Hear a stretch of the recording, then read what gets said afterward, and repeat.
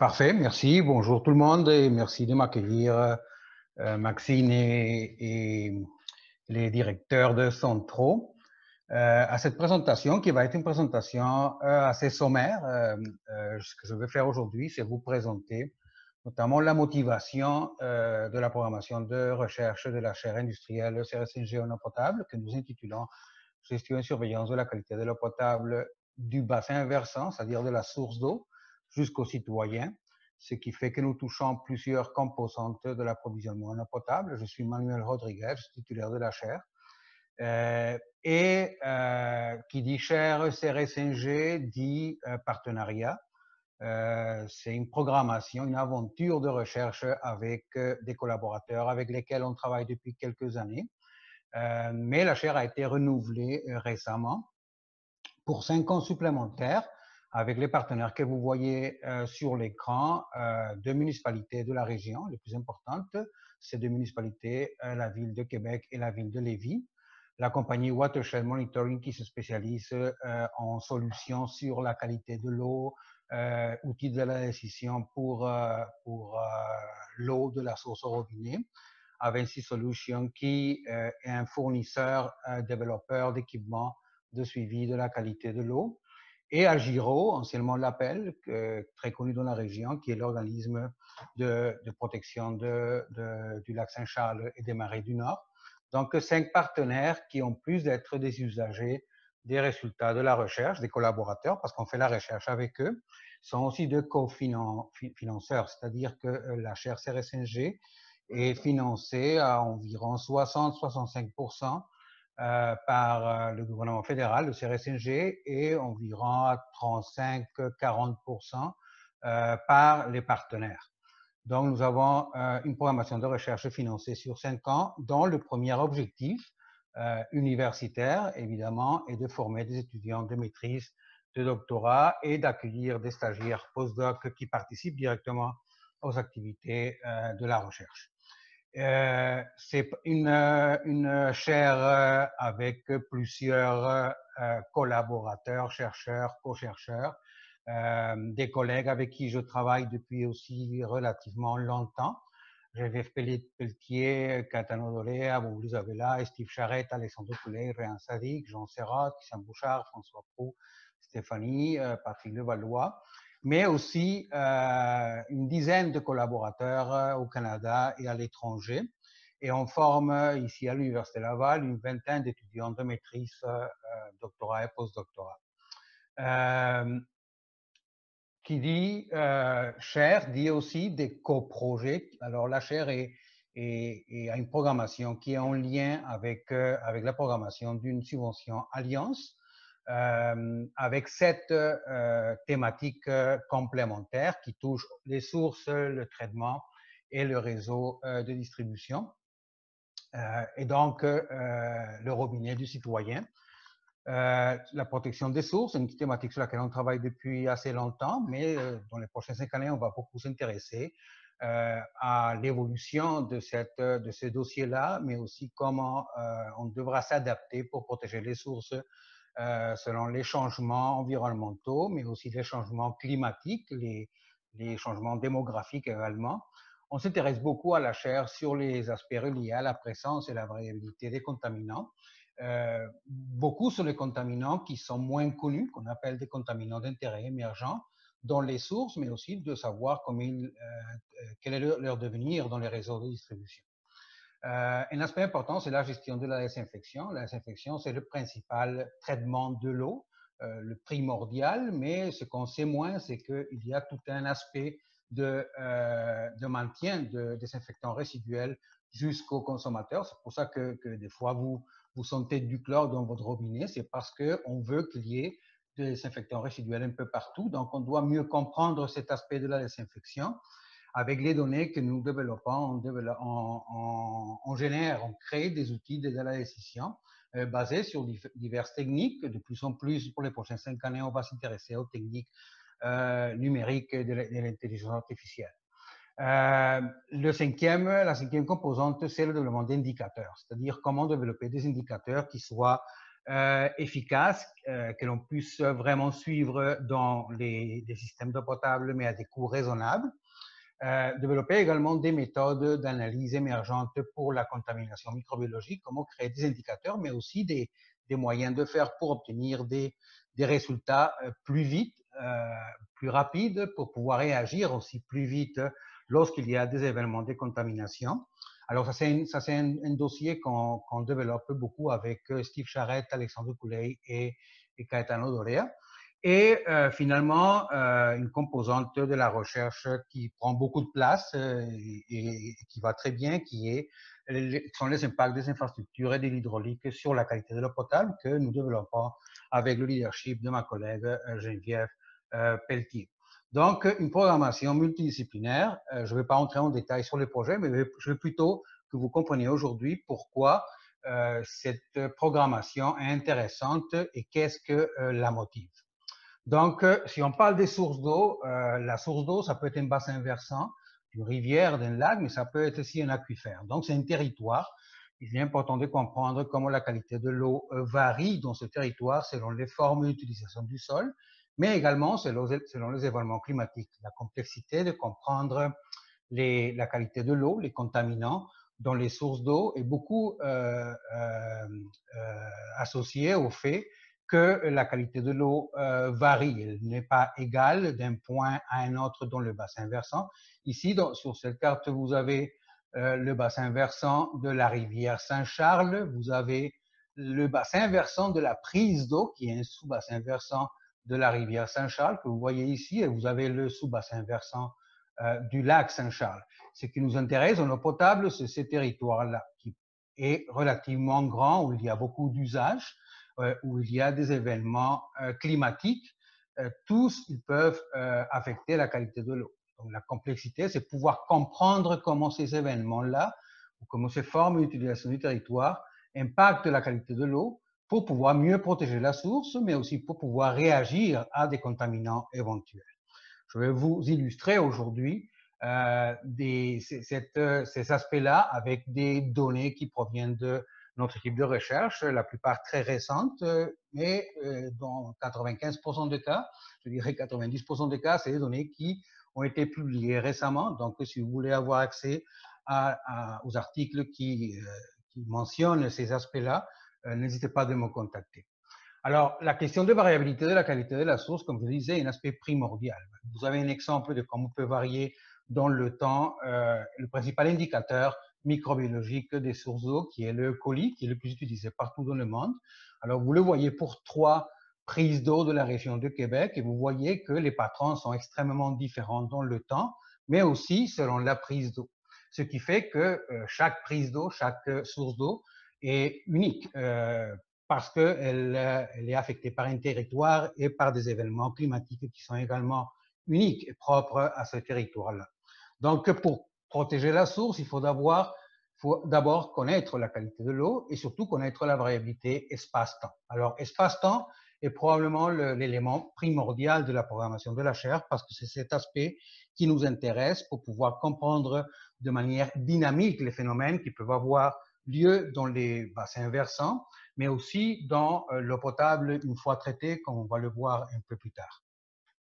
Un exemple de paramètres qui sont primordiaux pour la gestion de la qualité de l'eau et notamment pour le traitement de l'eau, parce que si on veut protéger l'eau à la prise d'eau dans les bassins versants, c'est parce qu'on veut être préparé pour traiter l'eau de la meilleure manière. Ce sont des paramètres très conventionnels, la turbidité, la couleur, mais vous voyez qu'il y a des variabilités et des variabilités qui sont très propres à notre environnement de pays tempéré, c'est-à-dire où les saisons sont très marquées. Vous comprendrez que les saisons, et vous le voyez ici en hiver, vont avoir un impact très important sur la qualité de l'eau. En hiver, évidemment, les cours d'eau de surface, ils sont bien protégés de la pollution, ce qui n'arrive pas nécessairement pendant le dégel ou pendant le ruissellement de printemps et pendant l'été ou l'automne, notamment à cause des pluies. Donc, il faut détecter ces variations-là pour pouvoir bien comprendre les phénomènes et pouvoir mieux réagir à de telles variations.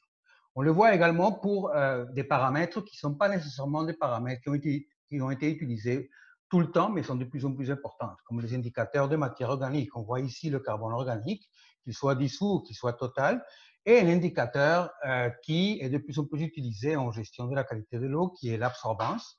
Et on voit également que ces indicateurs qui sont très importants pour s'adapter au niveau du traitement, notamment pour enlever la turbidité, la couleur et la matière organique de l'eau.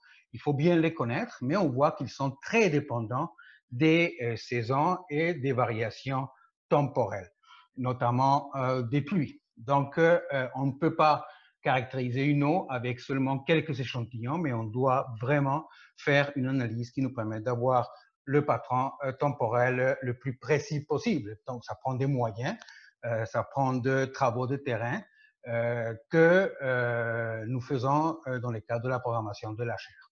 Mais on s'intéresse aussi à ce qu'on appelle des contaminants ou les traceurs d'intérêt émergent.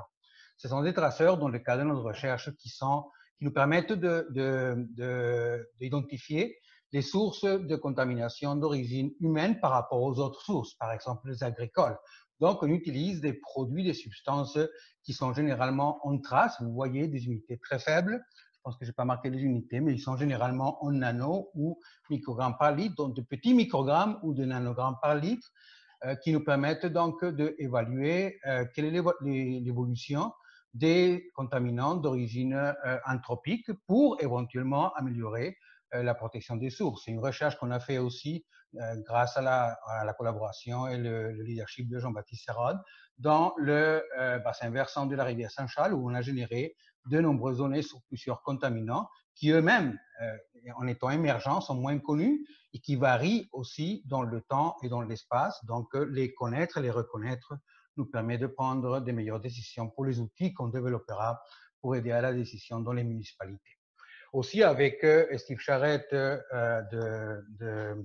du département de microbiologie et de biochimie, on développe des techniques pour mieux identifier les micro-organismes indicateurs éventuellement des pathogènes dans les sources d'eau. Alors, vous voyez ici, c'est le barrage du lac Saint-Charles. Nous avons étudié l'évolution spatiale, aussi temporelle, de certains indicateurs, notamment des bactéries, entre le barrage du lac Saint-Charles et la prise d'eau, pour mieux comprendre quels sont les effets du climat, des eaux froides par exemple, sur l'état de ces micro-organismes-là. C'est un exemple de recherche que nous faisons au niveau de la microbiologie.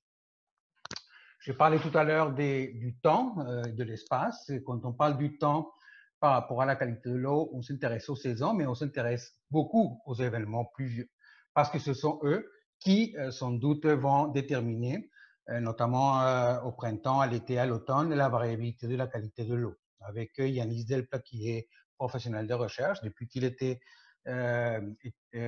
stagiaire postdoctoral, on a développé des outils, des données, mais aussi des outils pour développer des outils d'alerte précoce qui nous permettent, à l'aide de la donnée sur la pluie, de voir des événements de pic, de détérioration de la qualité de l'eau et permettre éventuellement aussi aux opérateurs de réagir à ces pics, par exemple de turbidité, d'indicateurs de matière organique.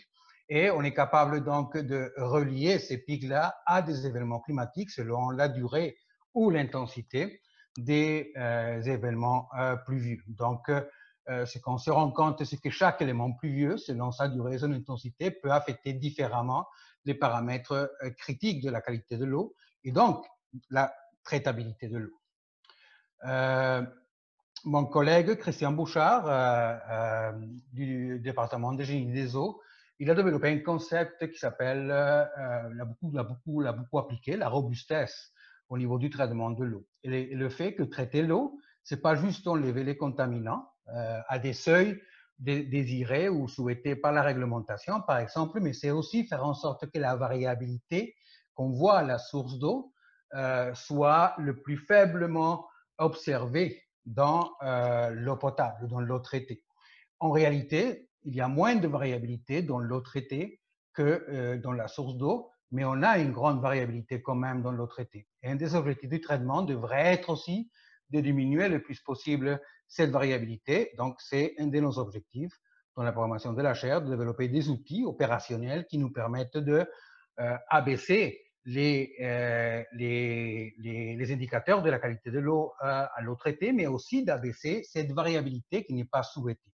Elle n'est pas souhaitée, mais elle est réelle. On le voit par exemple pour le carbone organique. On voit ici des mesures de carbone organique temporelles à l'eau brute et on voit la capacité de l'usine à enlever cet indicateur-là et on voit que malgré le fait que, par exemple, pendant l'été et l'automne, le pourcentage d'enlèvement est très élevé par rapport à l'hiver, on a quand même une variabilité presque du simple au double de ce paramètre-là à l'eau traitée, ce qui n'est pas souhaité on souhaite avoir l'eau la moins variable possible à l'eau traitée. Mais l'eau, elle varie aussi dans les réseaux de distribution, c'est-à-dire que l'eau qui est produite à l'usine, elle n'est pas la même que vous recevez dans vos robinets à la maison parce qu'elle varie dans l'espace, mais aussi dans le temps.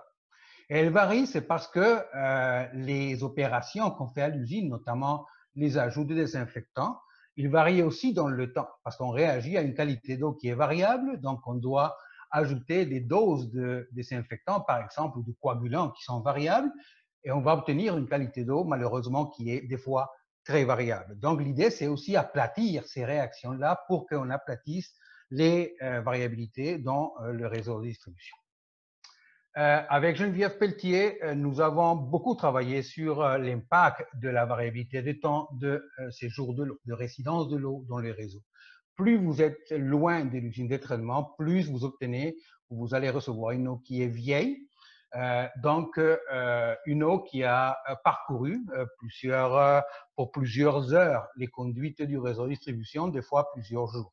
Donc Geneviève, elle se spécialise dans les simulations qui permettent d'évaluer le temps de séjour de l'eau parce que celui-ci a des impacts très importants autant sur la qualité chimique que sur la qualité microbiologique de l'eau.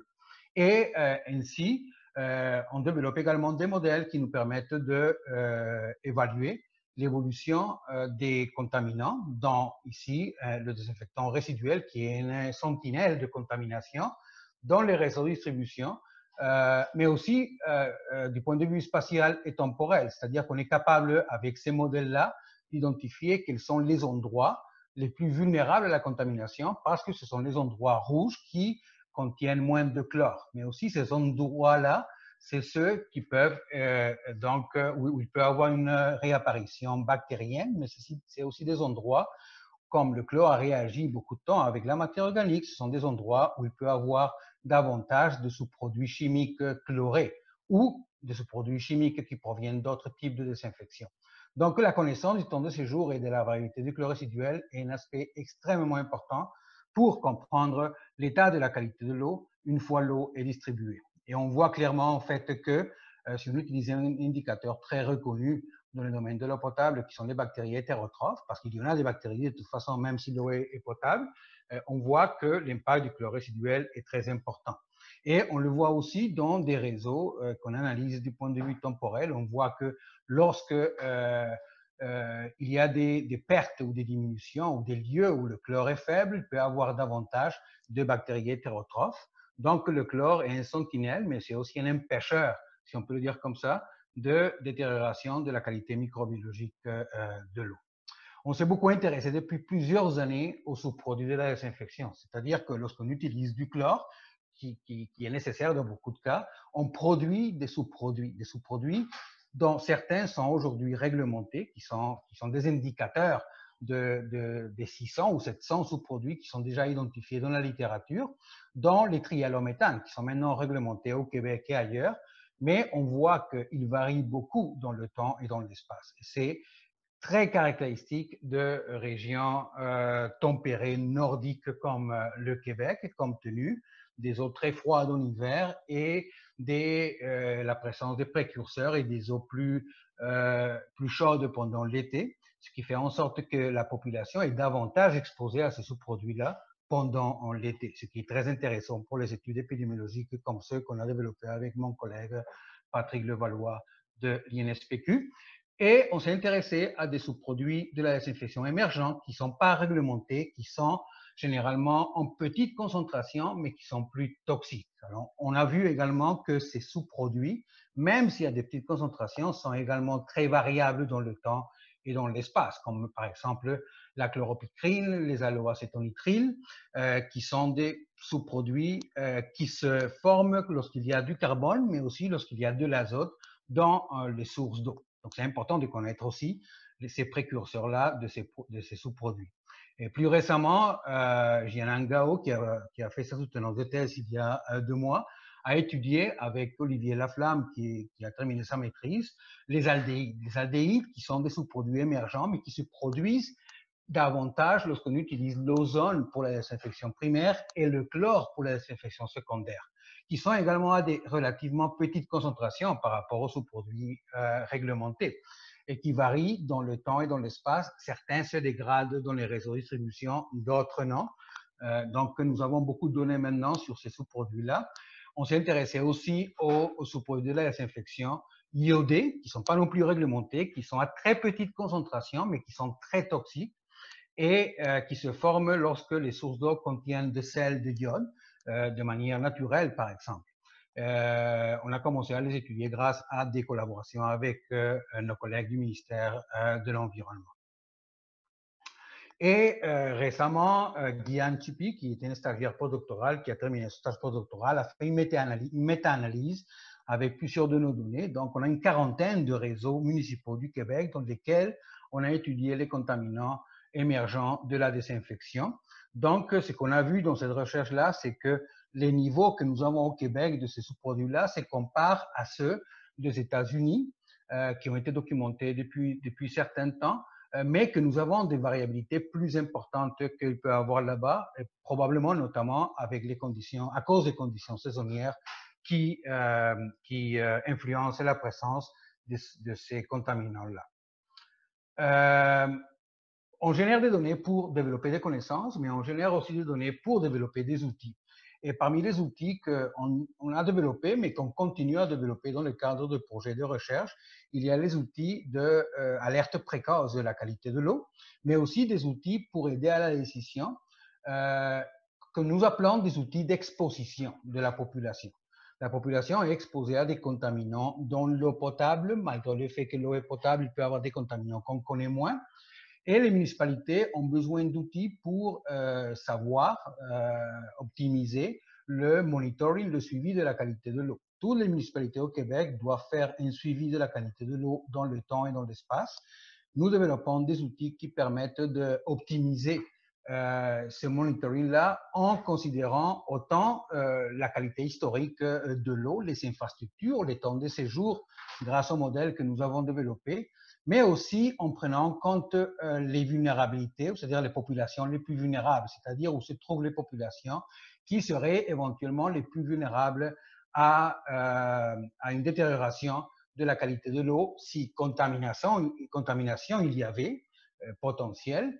Et on s'intéresse à la question des inégalités sociales. Est-ce que les personnes, les gens qui sont défavorisés du point de vue social sont aussi défavorisés du point de vue environnemental?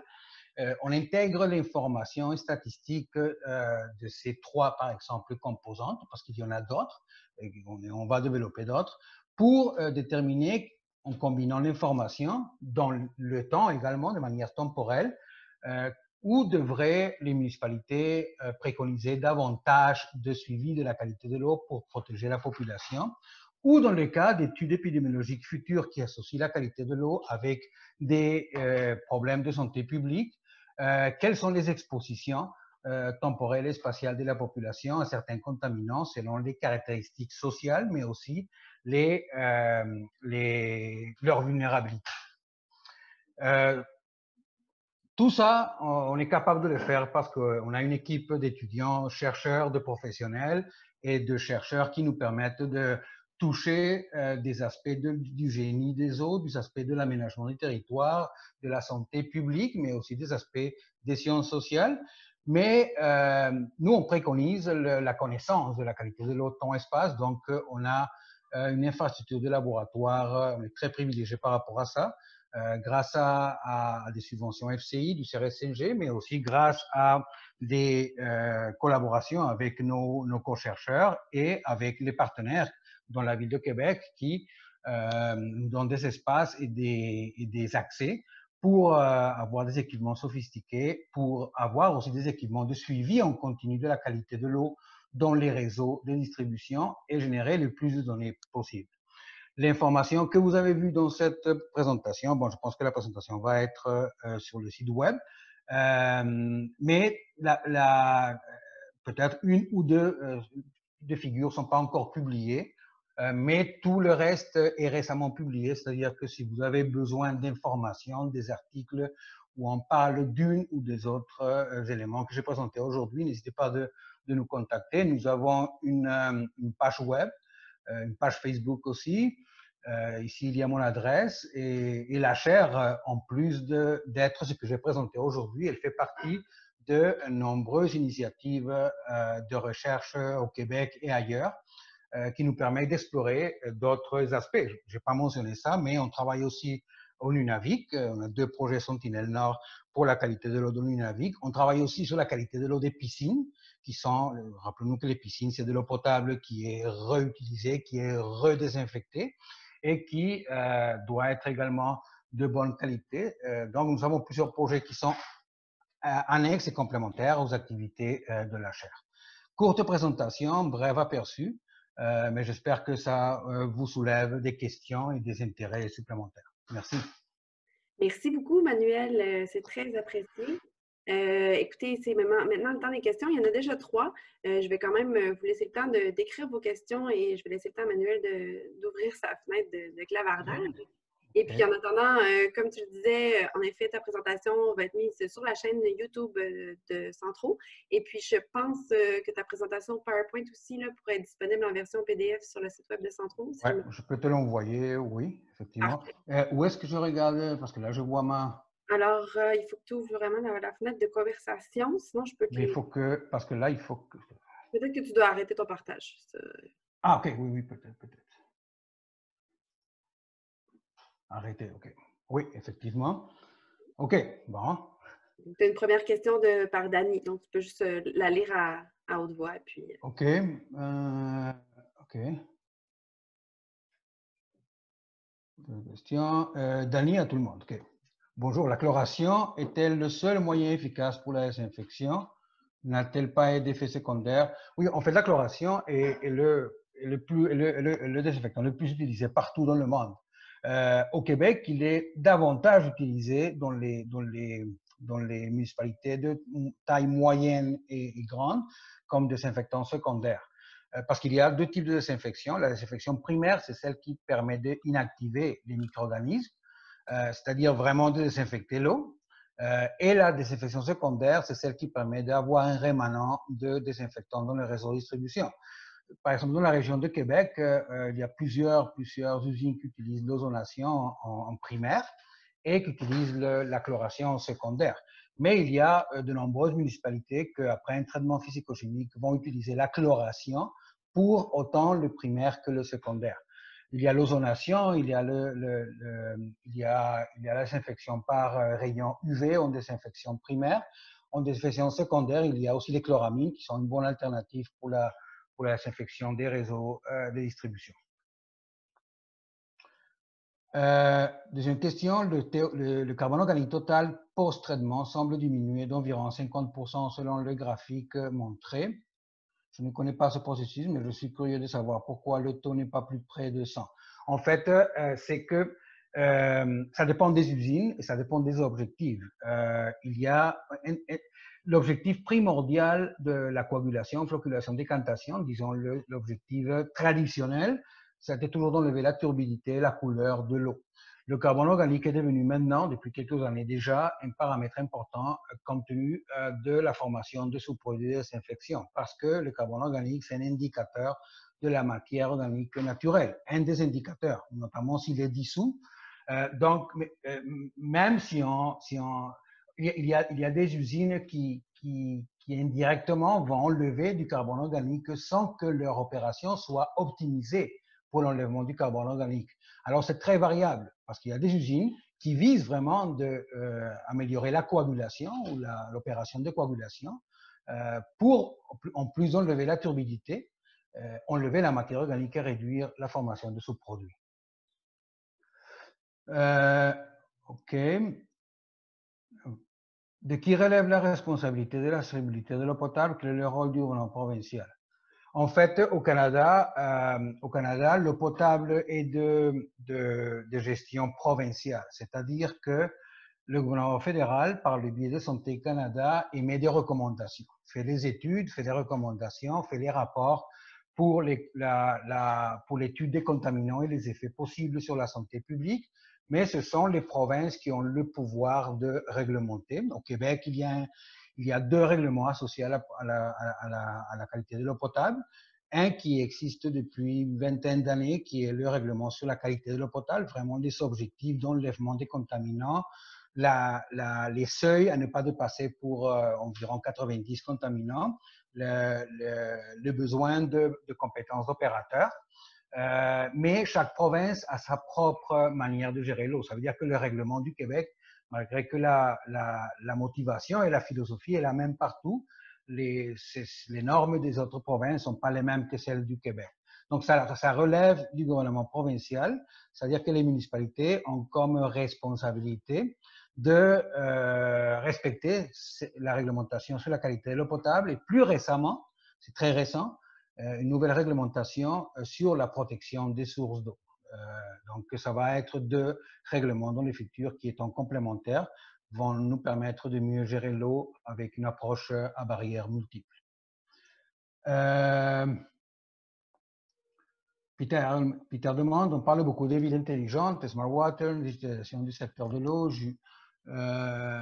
jumeaux numériques, digital twin, ok, vos travaux s'inscrivent partiellement dedans. Quelle est votre vision sur ce développement et votre contribution? Alors, en fait, c'est sûr que la ville intelligente, c'est la ville qui gère ses ressources, dont l'eau, dans ce cas-là, l'eau potable, de manière intelligente. On pourrait le définir de différentes façons. Pour nous, c'est de gérer l'eau potable avec la meilleure information que possible, une information qui soit le plus précise en qualité, c'est-à-dire qu'on soit capable, par exemple, de détecter des contaminants à très faible concentration, mais aussi qui, comme je l'ai dit souvent dans la présentation, qui permet de voir, de déceler les phénomènes temps-espace, c'est-à-dire le plus d'informations possible de bonne qualité, parce que c'est avec celle-là qu'on va pouvoir faire du data mining, par exemple, qu'on va pouvoir détecter des événements qui ont un impact sur la qualité de l'eau et, par exemple, développer ce qu'on fait actuellement, des systèmes d'alerte précoce. Par exemple, pour déterminer si des événements pluvieux dans telle ou telle condition de température nous augmentent la probabilité qu'il y ait une augmentation de contamination microbiologique dans les prises d'eau ou d'augmentation de turbidité ou de matière organique. Donc, ça c'est un peu la vision en termes de prédiction des outils, mais aussi de comment valoriser l'information qu'on génère. Alors, les derniers exemples que j'ai montrés dans la présentation, c'est de dire comment on sort du traditionnel et on s'en va à une vision plus élaborée. On va beaucoup plus loin que la réglementation. On donne aux municipalités des outils qui sont basés sur des données pour prendre des meilleures décisions, mais aussi d'améliorer, que ces outils-là soient des outils qui sont accessibles et qui sont à un coût raisonnable. Donc, la question des cost-effective avec les outils intelligents, c'est très important pour nous. Isabelle Deleney demande, est-ce que les filtres résidentiels sont très efficaces pour la qualité de l'eau et éliminer les traces? Bon, ça dépend de quel contaminant on parle, ça dépend de quel filtre on parle. C'est sûr que dans le marché, il y a toutes sortes de choses.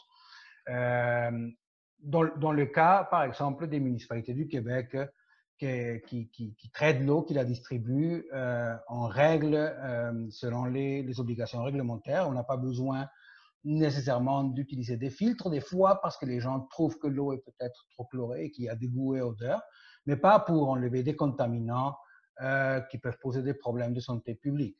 Nous avons étudié dans au moins 2 recherches, une maîtrise et un doctorat, partiellement, une partie du doctorat. Nous avons étudié l'impact de la manipulation de l'eau résidentielle dans les filtres Brita, par exemple, le fait de bouillir l'eau sur la qualité de l'eau et notamment sur les procédés de désinfection. Et c'est très variable selon le type de produit ou le type de stratégie. Mais il y a beaucoup de vendeurs qui vendent toutes sortes de choses qui ne sont pas nécessairement nécessaires ou efficaces. OK. Erika demande, dans ma municipalité, à tous les 6 mois, on effectue un suivi ministériel des composés organiques ainsi que suivi inorganique dans le réseau de distribution. Est-ce que de nouvelles molécules non présentes dans ce suivi ont été répertoriées comme ayant un potentiel dangereux pour la santé? Devrait-on se fier au suivi minimal du ministère? En fait, il y a des normes qui sont dans le règlement sur la qualité de l'eau potable. Et ça, c'est les municipalités qui ont un réseau collectif, qui distribuent l'eau à même un réseau d'aqueduc, doivent respecter ces normes en termes de nombre de paramètres et du nombre d'échantillons qui sont pris pour chacun paramètre dans le temps. Mais le ministère au Québec, ils font des campagnes périodiques pour étudier la présence de certains contaminants qui ne sont pas encore réglementés parce que il y a des études comme ceux de Santé Canada ou ceux de l'EPA ou de l'OMS qui priorisent certains contaminants compte tenu des données qui peuvent être préliminaires sur les impacts potentiels sur la santé animale, par exemple, à la suite d'études toxicologiques. Donc, le processus réglementaire, c'est un processus évolutif, c'est-à-dire qu'on ajoute des contaminants à suivre dans l'eau potable selon les données probantes des effets potentiels de ces contaminants, que ce soit en laboratoire ou que ce soit sur les animaux, pour ensuite réglementer.